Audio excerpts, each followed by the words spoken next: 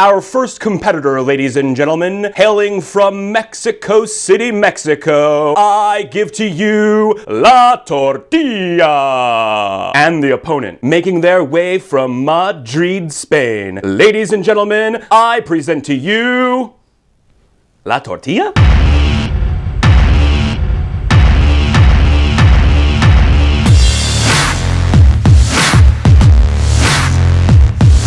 Hola, soy Jordan, and this is a Spanish Quickie. Fast, easy Spanish lessons from somebody who speaks your language. I'll never forget the first time I went to Spain. I was studying with a bunch of Spanish people in the Netherlands, and we had a week off. Since I was freshly obsessed with Spanish, I wanted to go nowhere other than Spain. But for obvious reasons, my Spanish friends didn't feel the same. Going home isn't my idea of a vacation either. So I went it alone. A Gringo in Barcelona. I knew nothing about Spain, but I knew I loved food, so I started asking people what I should try. When the first person suggested I get tortillas, just plain tortillas, she didn't mention anything in them or on them, I just figured I heard her wrong. But then the next person suggested tortillas too, then somebody else. Now, I like Mexican food as much as the next person, but I'm in Spain. I didn't come here to eat tortillas, and who eats just plain tortillas anyway? Then I learned Spanish tortilla is nothing like Mexican tortillas. The Mexican version is what most of the world knows. These flat, bready things, they're made of corn or flour. You can fill them, roll them, or fold them to make tacos, burritos, quesadillas, or gringas. Yes, there's actually a food in Mexico called a gringa. But Spanish tortilla, often referred to in that way, tortilla española, is more of an egg potato pie, like this. You can put other stuff in there too. Onions, very common. Less common, but definitely not rare, is chorizo. When I'm making tortilla for my gringo friends, they seem to appreciate bacon in theirs. And those gringo friends, that takes us to the next part of this video. I was at my friend Brandon's house the other night, and as I was leaving, with a sly little smile on his face, he said something like, "Next time you feel like making a tortilla, I'd even pay you for the ingredients." Of course, I was flattered. It seems Brandon loves my tortilla. That didn't surprise me. Not only do I love Spanish tortilla, but since that first trip to Spain, I've made it for dozens of family members and friends, and everybody loves it. Who doesn't love fried eggs and potatoes? It's what I make my mom when she's sick. Do you want to know how to make a tortilla? It's really easy, and few dishes will make you more popular.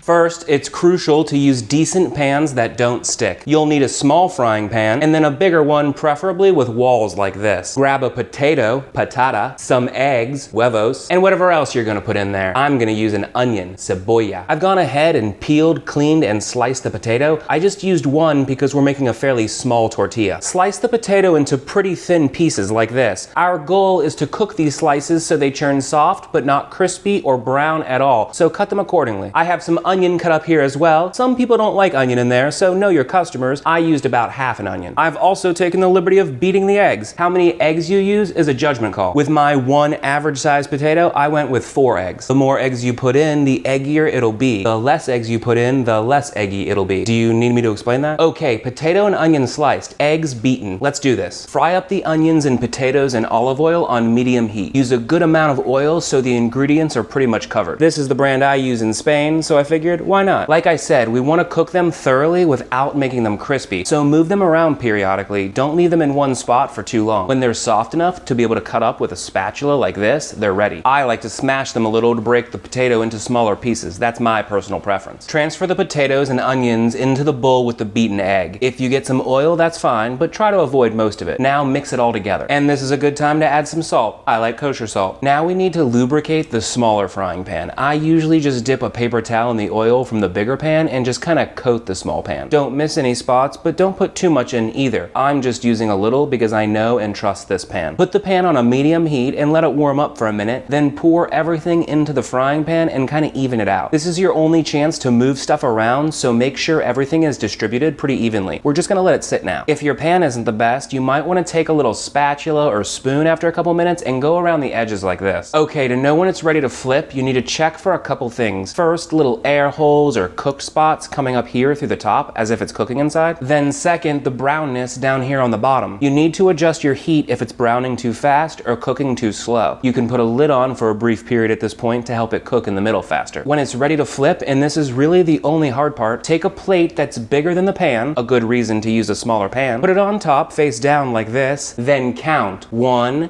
2, 3, and flip. Voila. Don't say that, that's French, but you do have to count. I would suggest not doing the flip over the burner. That way, if you drip a little, you probably will, it won't fall on the hot burner. Now take a spatula and simply slide the flipped tortilla back into the frying pan and then flatten it around. Let it cook another 3 to 5 minutes or until it's pretty solid in there, not squishy. And there you have a Spanish tortilla. To take it out of the pan, you can flip it again like before, but you can also pry it out with a spatula. I choose whichever way leaves the prettiest side on top. Usually it's the first side I cooked, sometimes it's the second. Just slice it like a pie and eat it.